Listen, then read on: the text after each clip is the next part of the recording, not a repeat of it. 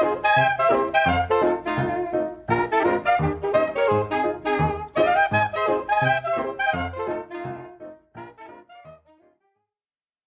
hello, and welcome to another podcast episode of Overpowering Emotions, where I talk all things big emotions, emotion regulation, anxiety management, resilience. Today, I'm going to be talking about just general ideas to help kiddos transition back to school and make that as successful as we can, because it can be a significant challenge for a lot of kiddos and for parents as well. The key to any success, of course, is to collaborate with children. That's going to be really important, or teens, whoever it is that you have. So we want to make sure that your kiddos actually see you as collaborator, not a nagger. That's going to make all the difference in the world. So that's going to be important now, but also in the future, that we are collaborating. We are not nagging or telling you what to do, especially if you've got an anxious kiddo, right? It can be really helpful to start off. Like I said, last week, I was talking about managing those back to school worries. We really need to make sure that they feel heard and understood, that we're validating and normalizing their feelings, right? So making sure that you know exactly how they're feeling about going back to school, that can really help you. So things to ask your kids, there's a few that you might want to, is, what would you like your schedule to look like? They might not have any control over that, but could be important just to think about, what classes they're looking forward to, right? What teachers they're looking forward to seeing. You can ask, how can I help you with going back to school? What can we do to celebrate the first day, right? What can we do to help make all of the mornings go as smooth as possible and we can leave really happy? Sorry if the noise, I'm just going to make a little disclaimer. There are huge trucks going by me nonstop, unfortunately. So hopefully it's not being picked up. On that note, though, it can be great to just get your kids to thinking about goals for themselves for the school year. And the goals could be academic, right? But it could be personal goals or social goals, just to boost their motivation and confidence. What are things that they want to work on? If they're not in place, we definitely want to start establishing the structure and making routines as automatic as possible. All kids thrive on structure, on predictable routines, consistency. So having a consistent schedule for waking up, for meals, those kind of go by the wayside during the summertime. So we want to make sure we're implementing those again, right? But you also want to start implementing a homework time, a bedtime. All of those things are going to be important to adjust to the school routine. It should really be maintained through summer, ideally. And even the homework stuff, maybe it's just, the dedicated reading time or a dedicated learning time.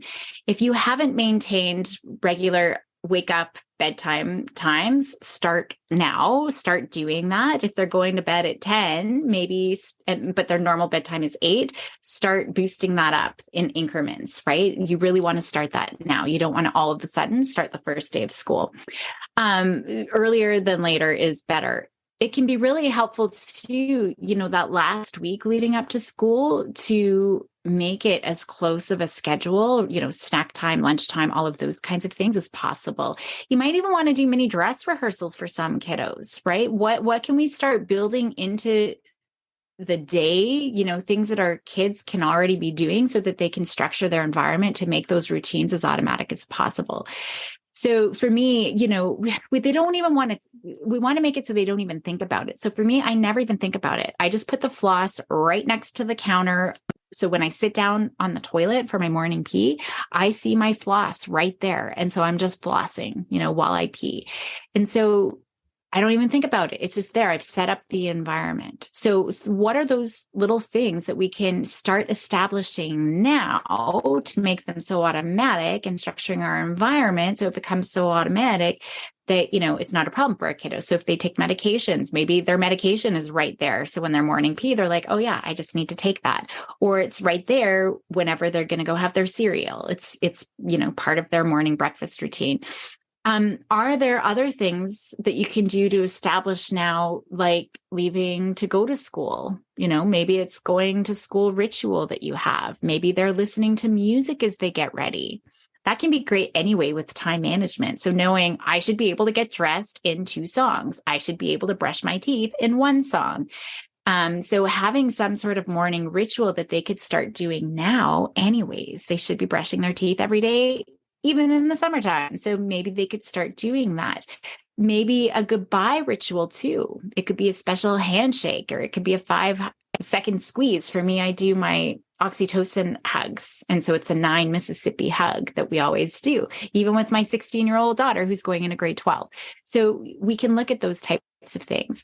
Kids do best with the structure, with the routines, and when they explicitly understand whatever expectations we have.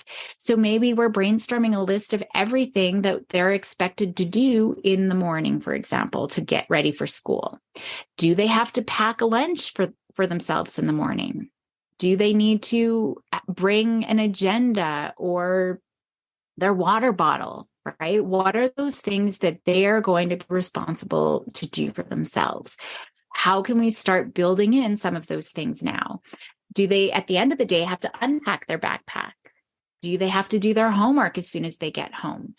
So brainstorm all of those things, your expectations or things that they think of as well. And once you brainstorm your list, you can collaborate with your kiddos so that they can start focusing on one thing to make it so automatic that they don't even think of it anymore. So if we can, like I said, if we make things so automatic, we reduce some of the stress, we reduce some of that rushing in the morning, and we know rushing only makes anxiety worse. So with lunches, maybe it's as I make my breakfast, I'm also making lunch. They could be doing that for the summer now, even practicing. Maybe it's as we clean up dinner, at the end of the day, I'm making my lunch for tomorrow, right? So it's looking at those kinds of pieces. So the key to success for all of us, but for kids as well, is just setting up a system for them that's going to work for themselves. We are not going to tell them what to do. Maybe right now in the summer, we're experimenting. Let's try making our lunch as we're cleaning up dinner. Let's try making lunch as we're, making our breakfast as well. So they need to figure out what's actually going to help for them. What works for you might not work for them, right? And then, if you're always telling them your system and what you want them to do, you're going to always keep reminding them. So if you're getting frustrated because you keep reminding your kiddo to brush their teeth every morning, well, guess what? You're going to continue to have to remind them to brush their teeth in the morning because they've never set up a system for themselves to remember themselves, right? So it's ultimately, we can do the brainstorming, we can be a guide, but it's ultimately up to them to figure out how they're going to get the job done, when they're going to get that job done, right? And now let's experiment to see what works for them. So there's lots of different things that we can include in a schedule. So think about your own mornings from last year. What has been really stressful that we need to work on? What are some other things that we can look at too? Maybe it's putting their clothes in the bathroom the night before so that they can get dressed as soon as they go to the bathroom.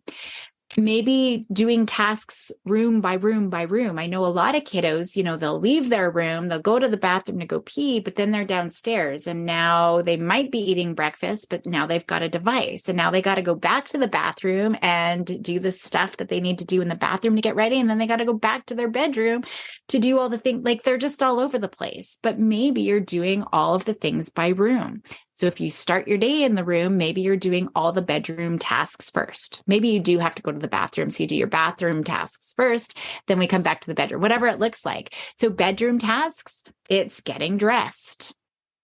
If they have to make their bed, if you're fighting them to get dressed and brush their teeth, I don't know why you would also want to fight with them to make their bed. But if that's part of the expectations, then that's okay. That's a bedroom task. Then maybe it's a kitchen task, right? So I got to eat breakfast. I got to make my lunch. So now they're thinking in categories. That's way easier than item by item by item by item. It's about the room. What else in this room do I need to do? Then maybe the bathroom tasks. I got to brush my hair and brush my teeth. So minimizing the amount of remembering that kiddos have to do and the effort that they have to do, like traveling back and forth from room to room to room, can be really helpful. So that's just one idea. Naming some of the regular routines, so it could be 8:00 lunch packing, or it could be Tuesday folding laundry, right? Changing sheets Sunday. You could just have something like that where you're naming some of those routines. So it's like, oh yeah, I know in my house, cartoons, we always had cartoon Saturday morning before there was streaming. And, the only time you could watch your favorite cartoons was Saturday morning, but we had our Saturday morning chores that we had to do before we could do those cartoons. So it was just part of that ritual. Getting organized is really helpful. So designating very specific areas that this will always and forever be this thing, right? Maybe there's zones or bins for specific things. So for example, as soon as we get home, part of my ADHD brain, if I don't put it in the exact same spot every single time, I'm going to lose my keys and my phone. So as soon as I get in, I have a shelf right when I walk in the door. That's where they go. Whenever they're not there, I'm just at a loss because I can never find them, right? But right there they go. Put your lunch kit always by the sink or in the sink or whatever it is. Put your phone on the kitchen counter, whatever that is. So it's just looking at those are the zones or the bins or the areas. Now, as kids work on these things, we want to mark success because that's really important too. We don't want to just nag them and just expect them to do it and then only ever acknowledge when they haven't done something. So pick one thing to focus on and start building success. We want to start establishing a routine and success with that routine. So don't pick everything. If you want them to be able to get dressed on their own, maybe now they're getting dressed on their own, right? They wake up and get dressed. Once completed, maybe they have a daily checklist or something that they could check off. We want them to be motivated by it though too, but some sort of literally just making a check mark, physically, manually making a check mark is really motivating for the brain. It actually helps that brain feel like, yeah, I accomplished something, and it can help build momentum, especially if they see a lot of X's in a row, right? Or X's, I often talk about writing an X on a calendar if you've already done something, but it could be a check mark as well. You don't want to break the chain. I've got 30 in a row. Actually, a great example is I'm doing Duolingo right now. I'm learning Spanish. I'm trying to learn Spanish. And I've got my streak. I'm on day 48 streak, and I don't want to break my streak. So those kind of things can start really building momentum and builds motivation for them. Once they become really automatic, where kids don't even need to think about what they need to do, they're saving a lot of brain power for more important parts of their day, learning. We don't want to waste all their brain power just stressing getting in the morning, right?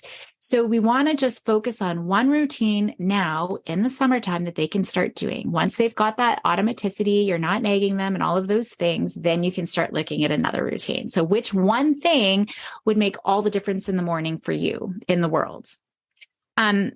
So those are kind of getting ready in the morning routines, but there's lots of different things that we could be looking at. One that I think is really important to start establishing now, because I see so many adults struggle with it, is a self-care routine. I think we always leave this to the wayside, and I don't think we often think about kids developing their own self-care routine. Then it's so much harder as adults if they never had it. If we instill these habits and routines now before they get into the young adult, they transition to adulthood, it becomes so ingrained that it's so much easier for them. Exercising every day, self-care, reading every day, all of those things. If we can entrench it now before they make that transition. And so if you got teenagers, you still have time. It's going to be way easier for them. They're not going to have lifelong struggles trying to figure out how to work out in the morning or whatever it is, right? It's so much harder to get into the groove when we're overwhelmed, when we're stressed. So once we're back into the fall stress, what can we do now, right? To start setting aside regular time for our kiddos to engage in things that are rejuvenating. It could be hobbies. It could be exercise. It could be spending time with friends. Anything that's rejuvenating, it's reducing their stress. It's promoting their overall well-being. I'm going to tell you right now, anything with the screen is not rejuvenating. That does not count. We always feel like, I had a stressful day. I just need to unwind. I'm going to turn on Netflix. That is not rejuvenating. It might feel like it is, but do not count that as self-care. So good to role model all of this yourselves as well. Okay. So I think that that's really important. One thing we definitely all know, and I can't stress enough, and I would maybe put this at the top of your priority if it wasn't something you were thinking about, is sleep. That is critical to everyone's success, and especially our kiddos who are learning all day. So with school just around the corner, it's so important to get our kiddos back into regular routines around the sleep if you haven't been on one already. And I know I already talked about it. So like I said before, just even if you're adjusting the bedtime wake up time a little bit, even if it's 10-minute 15-minute increments. If you can, ideally 2 weeks before, we are back into their normal school sleep patterns before school starts. For sure 1 week, ideally at least 2. Ideally, it never changed really at the end of the day. So really establishing a solid bedtime routine. Ideally, no screens 2 hours before bed, dimming those lights that hour before, creating a relaxed atmosphere right before. All of those things are going to be really important. So start thinking about that. I know it's hard in the summertime when the days are still long, right? And we're still out and about, but as much as you can, that's going to be really important.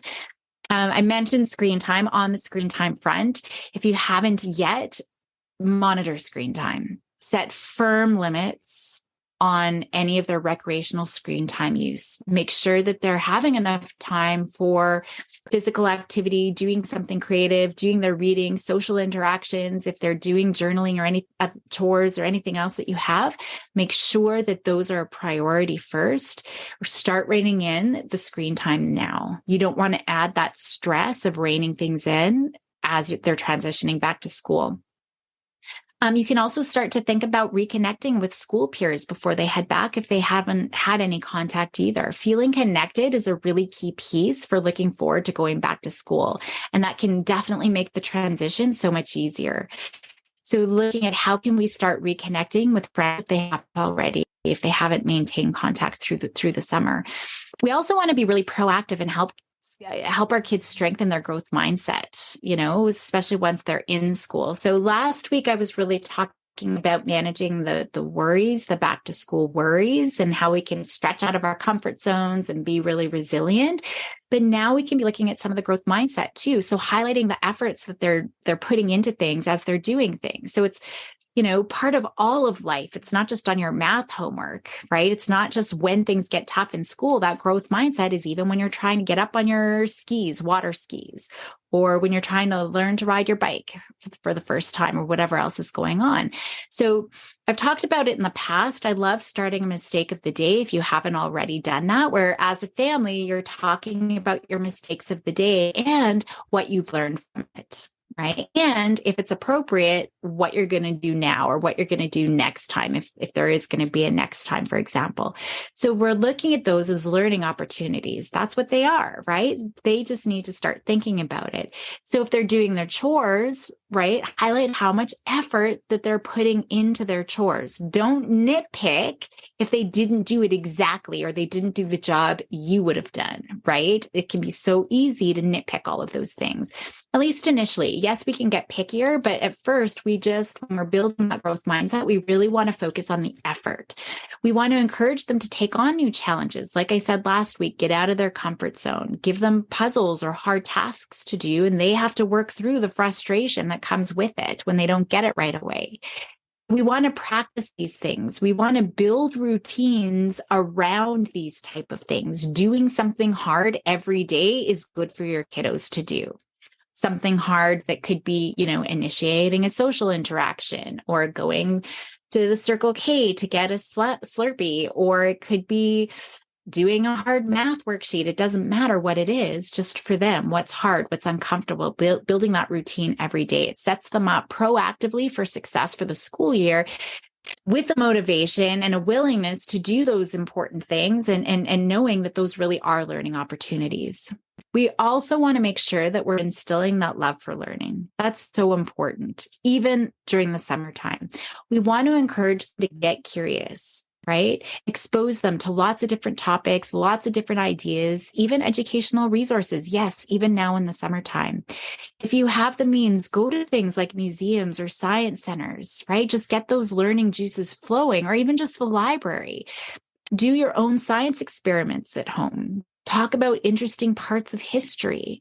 My oldest daughter, she's a history buff, especially when it comes to anything around wars. She loves anything, World War I, World War II, French Revolution, it doesn't even matter. And she's always bringing them up, especially if we see something in a movie or, even a present day movie, but it's a location or something like that.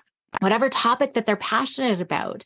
We just got a new puppy, unplanned. But my youngest, we've been at the cabin, and one week we were just here, the two of us.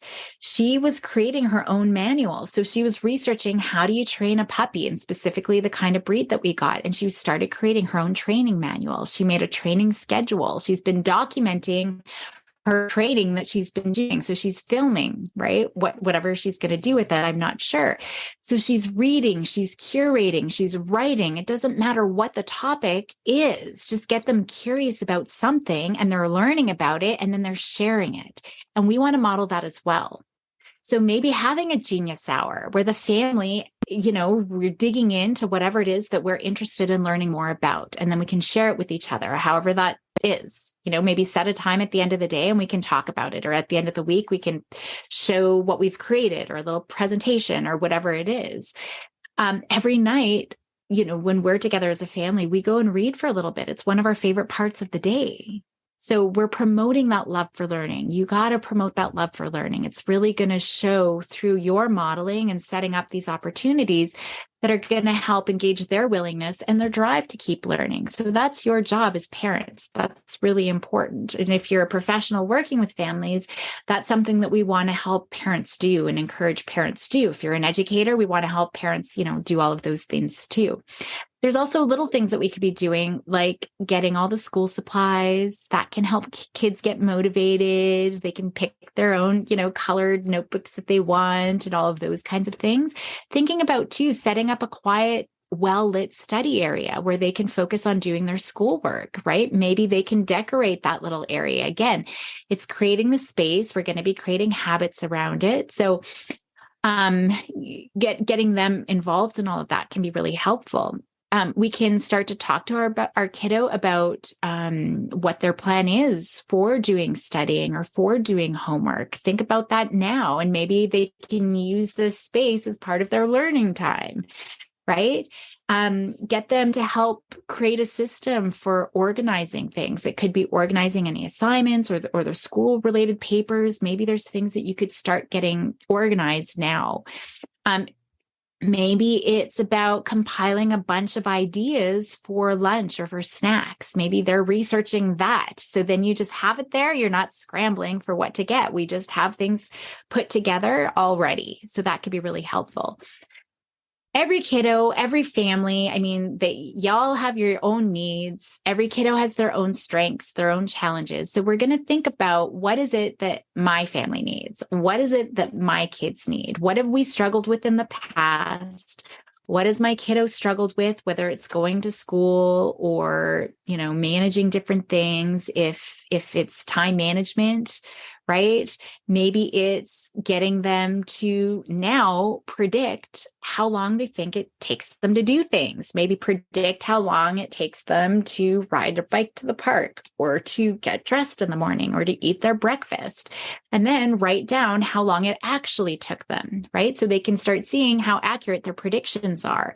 And that helps them start to build their time sense, right? And then we can start incorporating different time management strategies in. So we just got to think about, what is it that my kiddo struggles with? What can we start implementing now just to build those skills or to automatize routines so it becomes easier when we're actually going back to school? We don't want to wait, right? The first day of school.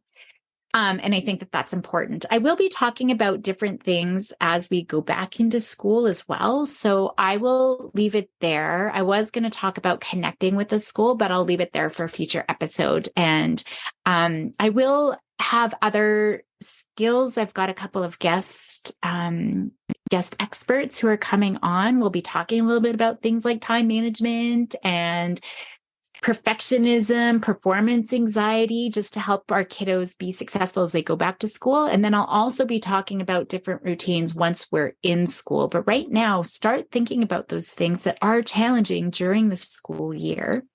so that you can start working on one thing. Start with one thing. You build your success feeling like you're helping your kiddo build that skill, and they're building their success around that as well. Definitely check out my back to school guides. Last week, I introduced my back to school worries, managing those worries going back to school. And I have another guide as well, looking at some of those routines that we could be working on just to help them make that transition back to school. So enjoy the rest of your day. Thanks for joining me today. Help those kiddos be bold and courageous, and I will see you next time.